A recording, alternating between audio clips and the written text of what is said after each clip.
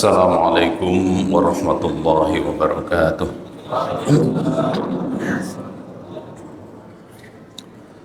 Alhamdulillah, alhamdulillahilladzi arsala rasulahu bil huda wa dinil haqq liyudhhirahu 'alad dini kullih wa kafa billahi shahida.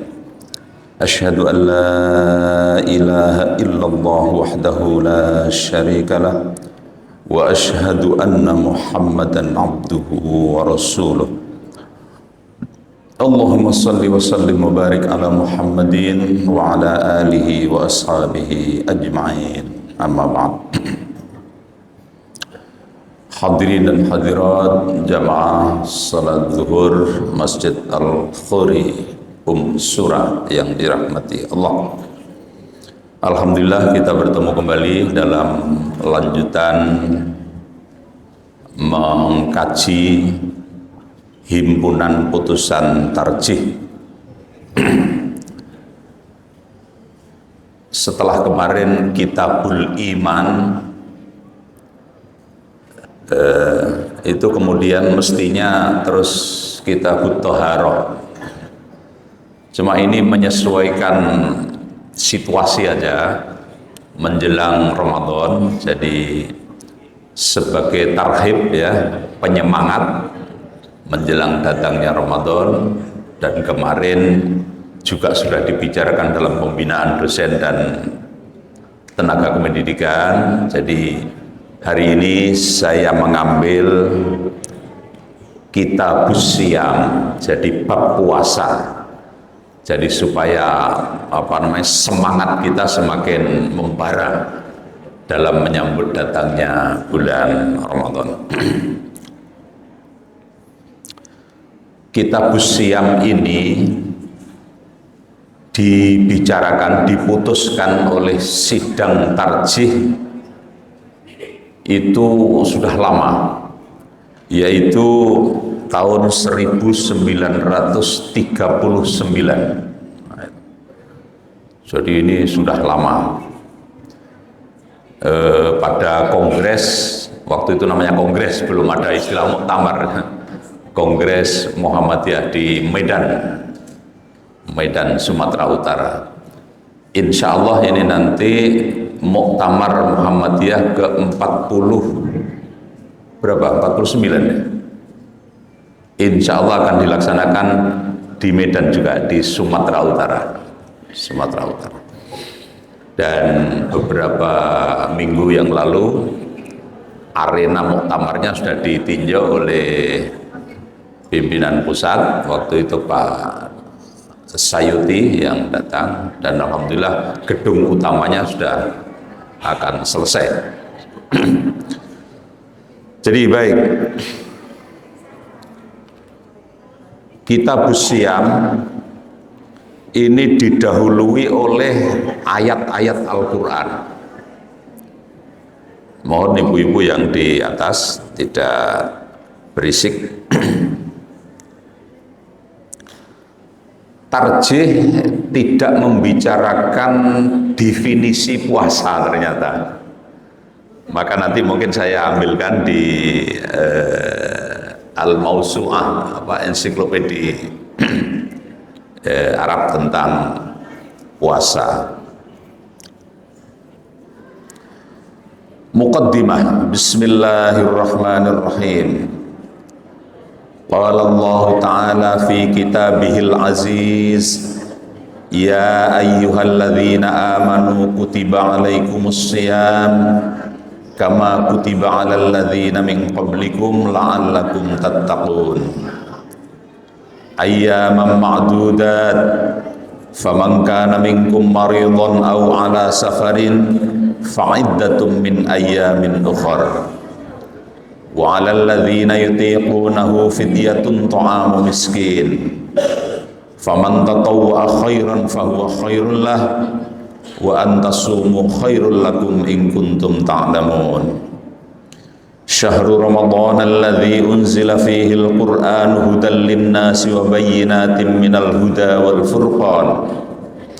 Faman syahida minkumus syahra falyasum wa man kana maridan aw ala safarin fa iddatun min ayyamin ukhra yuridullahu bikumul yusra wa la yuridu bikumul usra walitukmilul iddata walitukabbirullaha ala ma hadakum wa la'allakum tashkurun. Wa idza sa'alaka ibadi anni fa inni qarib ujibu da'watad da'i idza da'ani falyastajibu li wal yu'minu bi la'allahum yarshudun. Ukhilla lakum lailatas siyamir rafathu ila nisaikum hunna libasul lakum wa antum libasul lahun. Alimallahu annakum kuntum tahtanuna anfusakum fataba alaikum wa afa ankum fal'ana bashiruhunna wabtaghu ma kataballahu lakum wa kulu washrabu hatta yatabayyana lakumul khaytul abyadu minal khaytil aswad minal fajr thumma atimmus siyama ilal lail wa la tubashiruhunna wa antum aakifuna fil masajid tilka hududullah fala taqrabuha kadzalika yubayyinullahu ayatihi linnasi la'allahum yattaqun. Ini terdapat dalam surat Al-Baqarah ayat 183 sampai 187. Nah, karena ayatnya ini panjang, saya terjemahkan satu aja lah, kira-kira begitu. Ayat yang pertama, ini hampir pasti akan dibaca oleh para ustadz ketika ceramah Ramadan, yaitu 183. Ya ayyuhalladzina amanu, wahai orang-orang yang beriman. Ini tolong jenengan perhatikan. Ibu-ibu yang ada di atas, mohon urusan arisan dibicarakan nanti, jangan sekarang. Ya. Kalau ada ayat Al-Quran yang dimulai dengan ya ayyuha, apakah itu ya ayyuhan nas atau ya ayyuhalladzina amanu, setiap ayat yang diawali ya ayyuha isinya itu sangat penting, pasti. Misalnya ya ayyuhan nas inna khalaqnakum min dzakari wa untha wa ja'alnakum syu'uban wa qabaila lita'arafu. Sudah, baca apa saja pokoknya ada ya ayyuhan. Nah, oleh para ahli bahasa, ya-nya itu disebut harful munada. Jadi harful munada itu huruf yang bermakna panggilan. Misalnya ya Arif, ya Wahid, ya Taufik, ya Fulan, wahai, wahai, wahai. Itu ya. Ayyuha itu harfun litamhid, huruf-huruf untuk menunjukkan perhatian. Jadi itu harfun litamhid, menunjukkan perhatian. Jadi kalau kita mengartikan ya ayyuhalladzina amanu, itu terkandung makna wahai orang-orang yang beriman, perhatikan. Berarti setelah itu isinya itu penting-penting. Nah, pada ayat ini isi dari panggilan itu tadi, kutiba alaikumus syiyam. Jadi kutiba itu apa? I'rabnya itu mabni majhul ya. Kutiba diwajibkan, alaikum kepadamu, asyam. Jadi mengartikan ayat ini ya memang kalau bisa didampingi tafsir itu memang lebih enak. supaya maknanya itu pas. Diwajibkan kepadamu wahai orang yang beriman. Yang tidak beriman tidak masuk di sini. As-siyam, puasa. Kama kutiba 'alal ladzina min qablikum, sebagaimana pernah diwajibkan kepada orang-orang sebelum kamu. Jadi kum di sini ya Nabi Muhammad dan umatnya. Itu artinya bahwa puasa itu memang diwajibkan sejak zaman Nabi Adam. Soal bagaimana teknis puasanya masing-masing Nabi berbeda. Makanya syariat itu nanti di halaman 278 kemarin sudah pernah saya singgung. Agama secara umum oleh tarjih itu didefinisikan ma syara'ahullahu ala lisani anbiya'ihi. Jadi agama itu, ad-din itu adalah apa yang disyariatkan oleh Allah lewat lisan para nabi. Jadi inti agama itu sama sejak zaman Nabi Adam sampai Nabi Muhammad. Makanya dalam definisi ini oleh tarjih dianggap Islam itu ya memang sejak zaman Nabi Adam sampai Nabi Muhammad itu. Nah, soal masing-masing Nabi itu berbeda teknis pelaksanaan syariatnya itu. Jadi ada puasa itu ada. La'allakum tattaqun, agar kamu menjadi orang-orang yang bertakwa. Ini sudah sering saya singgung. Tattaqun itu dari kata ittaqa yattaqi, artinya hati-hati dan waspada. Marilah kita bertakwa kepada Allah dengan sebenar-benarnya takwa, yaitu menjalankan perintah Allah, menjauhi larangannya, kan begitu biasanya kita dengar dari para mubalik kita itu. Jadi hati-hati, jadilah manusia yang selalu hati-hati dalam hidup. Nah, bagaimana caranya? Ya bersungguh-sungguh menjalankan perintah Allah, bersungguh-sungguh menjauhi larangan Allah. Jadi takwa itu bukan artinya itu takut untuk lari gitu ya, tapi takut untuk dekat. Nah, gitu.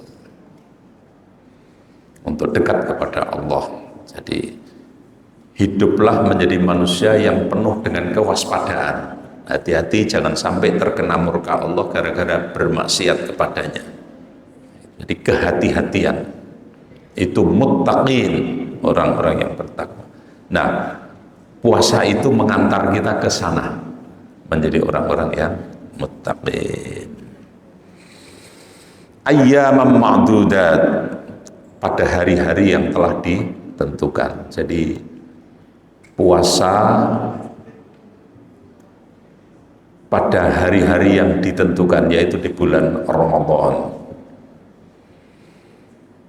Di zaman sebelum datangnya Islam, kata Ramadan sudah ada. Ramadan itu artinya panas yang menyengat, itu Ramadan. Maka di riwayatnya Anas bin Malik itu innama summiya hadza syahr Ramadan ya li'annahu yarmidu adz-dzunub. Jadi ar-ramdu itu kan panas, yarmidu itu bisa membakar. Apa yang dibakar? Adz-dzunub, dosa-dosa orang yang berpuasa. Jadi ini luar biasa. Maka muncullah hadis Nabi, man soma Ramadhana imanan wahtisaban ghufira lahu ma taqaddama min dzambi. Barang siapa yang berpuasa di bulan Ramadan dengan dasar iman, wahtisaban, mengharap ridha Allah, ghufira lahu ma taqaddama min dzambi, akan diampuni dosa-dosanya yang telah lalu. Jadi ada dua riwayat, man soma dan man qoma, gitu ya. Kalau man qoma Ramadan itu artinya siapa yang menegakkan sholat malam di bulan Ramadan. Tapi kalau man soma itu puasa, itu artinya bahwa kita ini luar biasa bulan Ramadan itu. Jadi paket penuh. Jadi bukan paket promo, bukan, full paket malam, sholat malam, paket siang puasa, bukan paket hemat. Nah ini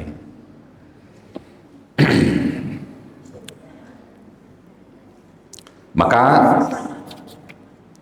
kita mulai dari penjelasan puasa. Idza syahidta syahra ramadhana. Kapan mulainya puasa itu? Yaitu ketika engkau melihat datang bulan Ramadan.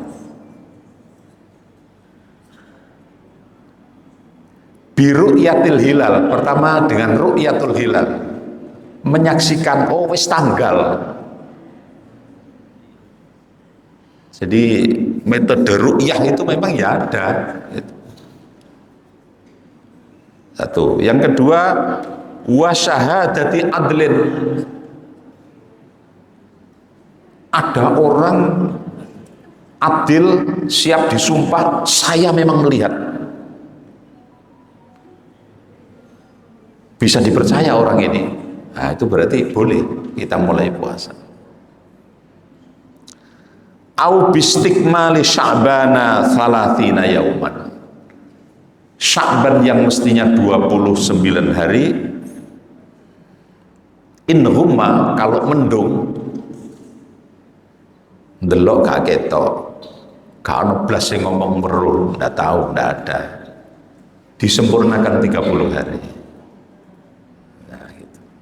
Memang di zaman Nabi begitu. Karena apa? Ya karena belum ada teknologi.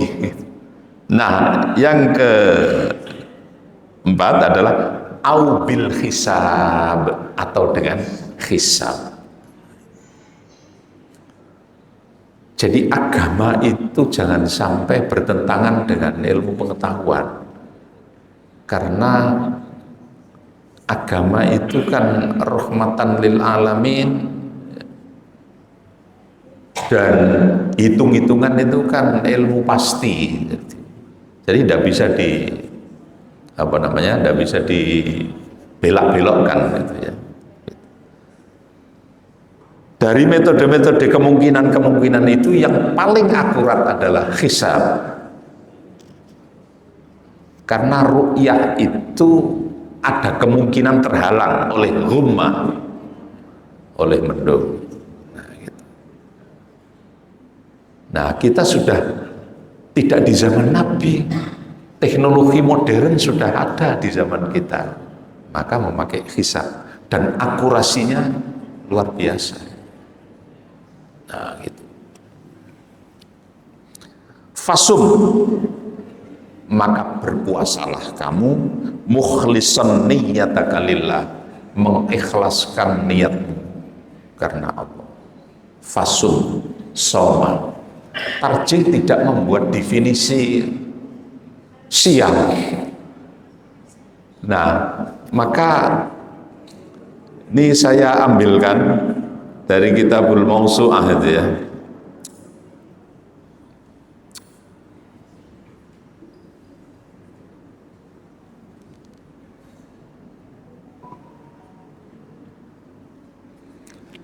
As-siyamul ghatan huwa al-imsak. Siam itu menurut bahasa adalah imsak. Imsak itu apa artinya? menahan anisyai dari sesuatu, bisa to'am, bisa kalam, bisa harakah, dan seterusnya. Di kitab ini diberi contoh qauluhu ta'ala an Maryam alaihassalam inni nadzartu lirrahmani shauma. Jadi puasa berbicara itu artinya menahan, itu ya.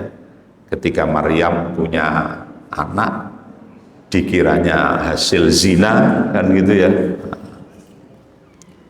ternyata bayinya sendiri yang ngomong, dia tidak ngomong. Nah, gitu.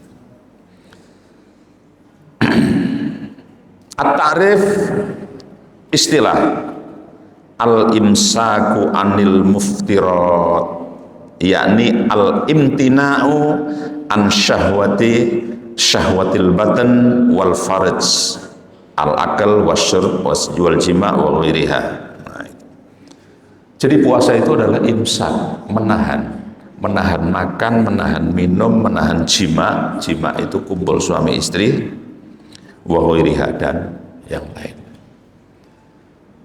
Sekarang saya tanya, di Indonesia ini biasanya setelah sahur gitu ya, itu kemudian ada assalatu wassalamu alaik, apa jenenge itu? Tarhim ya. Itu biasanya dinamai apa? Imsak. Boleh enggak minum atau makan pada saat itu? Boleh enggak?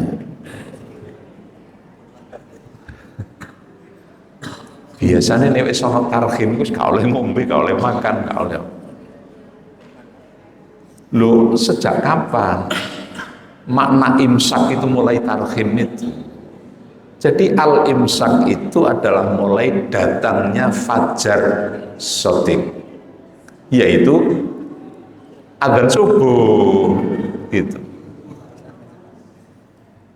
Nah, berarti waktu tarhim itu ya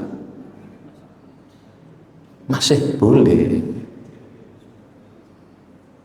Cuma diharapkan Rasulullah itu setelah sahur itu memang membaca Al-Quran qadra khamsina ayat, gitu ya, hadisnya riwayat Tirmidzi itu. Sekadar kira-kira 50 ayat. 50 ayat itu kalau ayatnya pendek ya cepat kan, surat Ar-Rahman misalnya. Surat Al-Baqarah ya betul-betul. Jadi itu. Jadi al-imsak itu adalah min tulu'il fajris shadiq. Jadi dikenal fajar itu ada dua, fajar kadzib dan fajar shadiq. Zaman Nabi belum ada jam, arloji gak ono. Jadi di ufuk timur itu ya kira-kira jam 3 itu ada sinar terang. Itu fajar pertama. Kita tidak pernah menyaksikan itu. Karena apa ya? Karena memang sudah sono jam, sono waktu, nah gitu aja. Nah, zaman Nabi begitu, ndelok, fajar shadiq. Kalau fajar kadzib itu munculnya sebentar, mari ngono hilang peteng maneh. Nah gitu. Nunggu kira-kira sampai setengah jam, muncul lagi padang. Lah padang yang kedua ini namanya fajar shadiq. Itulah batas datangnya sholat subuh. Nah gitu. Jadi orang ketika sahur itu ya di waktu-waktu akhir ketika fajar kadzib itu. Jadi kira-kira setengah jam atau seperempat jam sebelum subuh. Karena Rasulullah SAW itu suka mengakhirkan sahur dan menyegerakan berbuka. Lebih bahagia mana berbuka dengan bersahur? Berbuka ya. Karena berbuka itu sesuatu yang ditunggu-tunggu. Tunggu-tunggu. Gelasnya gelas besar, wis kemringet gitu ya. Soalnya ese wis kakean. Suwe rek. Suwe rek gitu.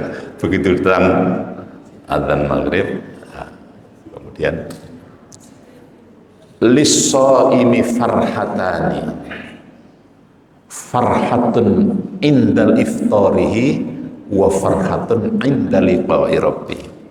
Memang wong poso iku, orang puasa itu mendapatkan dua farhatan, dua kebahagiaan.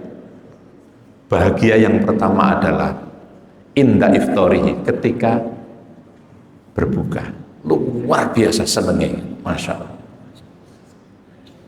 Tetapi Nabi mengingatkan, ojo akeh-akeh ketika berbuka itu. Jadi jangan balas dendam. Wis sedino gak mangan, bareng maghrib petuk panganan, diantar kabeh masuk lah ini kadang kalau sampai kelempoken aras-arasen traweh. Nah, gitu. Yang kedua, kebahagiaan orang berpuasa itu adalah indalillahi rabbih, ketika nanti di hari kiamat kita bertemu dengan Allah. Apakah bisa kita bertemu Allah? Bisa, nanti di hari kiamat, bukan sekarang. Maka tauhid kita mengajarkan bahwa wujudullah itu adalah al-awwalu bila bidayah wal akhiru bila nihayah. Wis pokoknya Allah itu luar biasa. Awal tanpa permulaan, akhir tanpa garis finish. La takyif wa la tamfil. La takyif itu artinya bila kaifa. Kaya opo ya Allah itu nanti di hari kiamat, bukan sekarang. Wala tamfil, tidak bisa diumpamakan. Bila mithal. Nah, ini yang terpenting itu di situ. Terumari. Oke, jadi waktunya sudah hampir habis, Saya tambahkan. Jadi ini puasa ternyata ya terumari kabeh ya. Nah, insya Allah nanti diteruskan. Saya tambah sedikit. Amalan apa yang utama di bulan Ramadan? Yang pertama, sholat nawafil, sholat rawatib, sunnah rawatib. Coba itu kita bangkitkan kembali. Sunnah rawatib itu sholat sunnah yang mengiringi sholat wajib. Sebelum subuh 2 rakaat. Coba kita. Zuhur kalau cukup waktu 4 rakaat. 2 rakaat, 2 rakaat. Kalau cukup waktu. Kalau memang waktunya mendesak, selak-selak ada komat, ya sudah 2 saja. Habis zuhur 2. Habis maghrib, habis isya. Itu luar biasa. Mari kita tingkatkan. Yang kedua, amalan utama di bulan Ramadan, membaca Al-Quran. Itu luar biasa membaca Al-Quran. Kata Rasul, al-mahiru bil Quran ma'as safaratil kiramil bararah. Orang yang terbiasa membaca Al-Quran nanti hari kiamat itu ma'as safaratil kiramil bararah, diiringi oleh para malaikat. Luar biasa. Walladzi yaqra'u wa yatata'ta'u bil Quran, orang yang pekikak-pekikuk saja membaca Al-Quran karena saking gak isoe, lahu ajroni, dipastikan dapat 2 pahala. Kurang apa? Nah, kita membaca Al-Quran. Al-Quran itu isinya 30 juz. Puasa 30 hari. Kalau 1 hari 1 juz, 30 hari khatam. Wis gampang-gampangan. 1 hari 1 juz dibagi 5 setiap habis sholat. Karena bagi saja. Ini kurang lebih 2 halaman. Nah, itu kita biasakan. Jadi sholat nawafil, sholat tarawih, sholat sunnah itu ya, sholat apa lagi, sholat duha. Sholat duha itu ada 3 waktunya. Sholat duha di awalnya itu dikenal dengan sholat syuruk. Beberapa menit setelah matahari terbit, itu namanya syuruk. Jadi kalau matahari terbit itu jam berapa? Setengah 6 misalnya, maka jam 6 kurang seperempat, syuruk. Waktu yang kedua itu ya di tengah-tengah jam 8, jam 9 ya. Yang ketiga itu ya sudah mepet-mepet zuhur. Jadi membiasakan sholat duha itu insya Allah rezeki lancar, nah gitu. Dan ada hadisnya sahih, Abu Dawud, orang yang membiasakan sholat duha ganjarannya itu sama dengan umroh. Bukan berarti wes gak usah umroh, wes sholat duha ya, enggak. Besarnya pahala itu loh. Nah, gitu. Jangan lalu ke masjid terus kata umroh aku, enggak. Jadi sholat duha itu pahalanya besar sekali, setara dengan umroh. Bukan berarti gak perlu umroh, umroh tetap, umrohnya itu nanti, hajinya nanti. Dan yang ketiga adalah sedekah. Jadi ya, ada 2 alternatif, imma bil infaq wa imma bil akhlaq. Jadi sedekah infak, memberi makan, memberi jajan, memberi snack,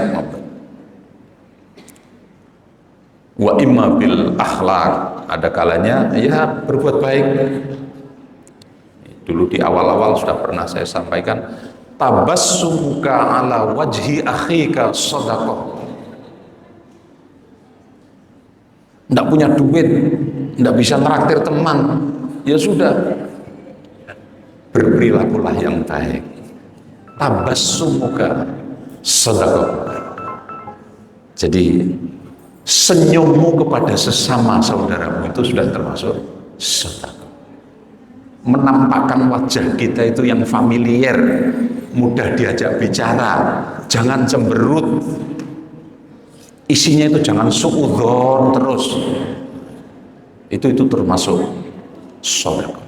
Nah 3 hal ini ya, sholat sunnah kita galakkan, membaca Al-Quran, kemudian sedekah atau infak atau akhlak. Insya Allah itu akan menambah pahala kita, dan betul-betul tujuan puasa itu la'allakum tattaqun, menjadi orang-orang yang bertakwa. Saya kira itu, karena waktunya terbatas, mudah-mudahan kita bisa lanjutkan di lain kesempatan. Subhanakallahumma wa bihamdik, asyhadu an la ilaha illa anta, astaghfiruka wa atubu ilaik. Alhamdulillahi rabbil alamin. Assalamualaikum warahmatullahi wabarakatuh.